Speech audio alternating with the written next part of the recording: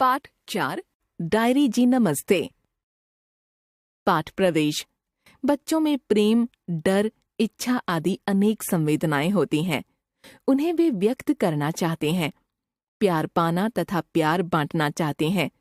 इन्हीं व्यक्तिगत भावनाओं को डायरी में कैसे व्यक्त करना चाहिए, इसे सीखें छोटी लड़की मेधा से।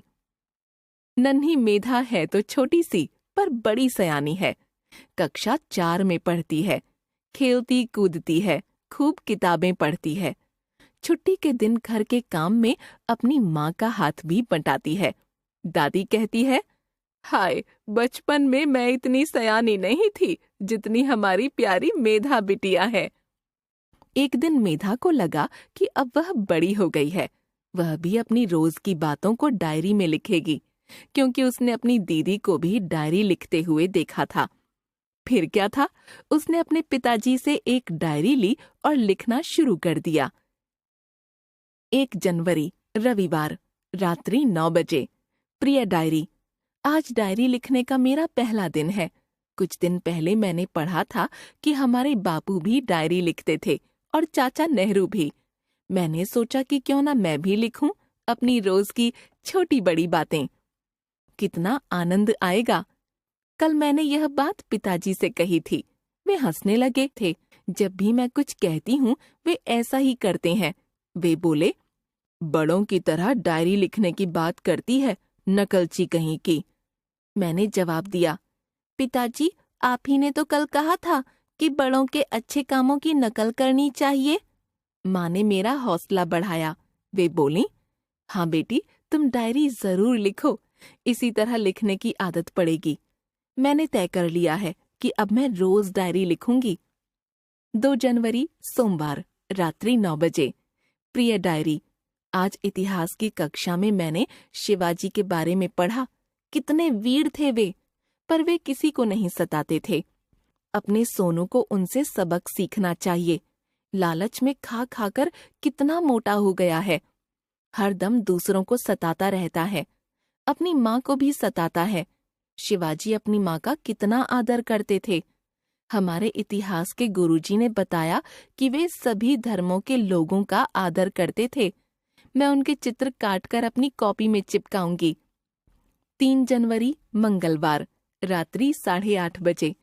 प्रिय डायरी, आज मेरी सहेली मनु किसी के बाग से तोड़कर खट्टे बेर लाई थी। मुझे बेर बहुत अच्छे लगते हैं। माँ मुझे बेर खाने को मना करती हैं। वे कहती हैं कि इनसे गला खराब होता है और स्वास्थ्य भी। पर उस वक्त मैं माँ की सलाह भूल गई, बेर खा लिए, पर बाद में दिन भर पछताती रही। मैंने शाम को यह बात माँ को बता दी। माँ बोली, ठीक है, अब आगे से ऐसा मत करना। कल मैं भी अपनी सहेली को समझाऊंगी कि न वह किसी के बाग से बेर तोड़े और न इतनी खट्टी चीजें खाए। दोनों ही बुरी बातें हैं। 4 जनवरी बुधवार, रात्रि 9 बजे। प्रिय डायरी, आज जब मैं घर से विद्यालय के लिए निकल रही थी तो एक बिल्ली मेरा रास्ता काट गई। मेरी दादी कहती हैं कि बिल्ली का रास्ता काटना अच्छा नहीं होता है। यह बात सोचकर मैं घबरा गई, मगर मेरा विद्यालय का रिक्शा खड़ा था। रुकती तो देर हो जाती। मैं रिक्शे में बैठकर चली गई। दिन भर विद्यालय में मेरा ध्यान बिल्ली पर ही लगा रहा।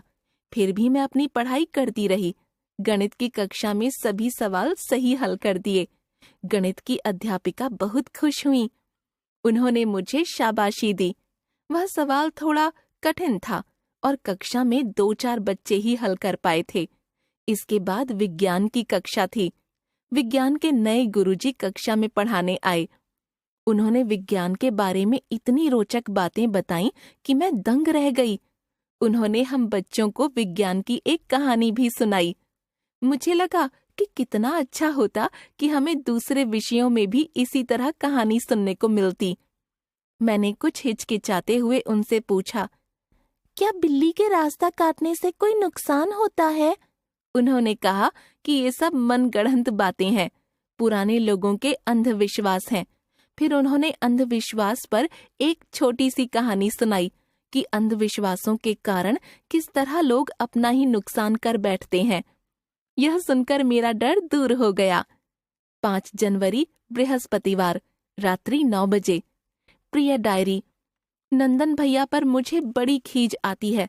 मुझसे थोड़े बड़े क्या हो गए, हरदम ऐंठे ही रहते हैं। माँ और पिताजी के सामने तो मुझसे कुछ नहीं कह पाते। उनकी पीठ पीछे मुझ पर रोब जमाने की कोशिश करते हैं।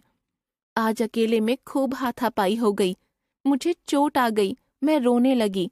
मुझे रोते देखकर वे घबरा गए। मुझे बड़ा मजा आया। उन्होंने मुझे अपने हिस्से की 2 टॉफियां दी जो कल पिताजी हमारे लिए लाए थे। मुझे टॉफी बहुत अच्छी लगती है। मेरा रोना बंद हो गया। मैंने एक टॉफी मुंह में डाल ली और दूसरी उसे लौटा दी। नंदन भैया ने मुझसे कहा, टॉफी खाकर दांत जरूर साफ कर लेना। मीठी चिपचिपी चीजें दांतों को नुकसान पहुंचाती हैं।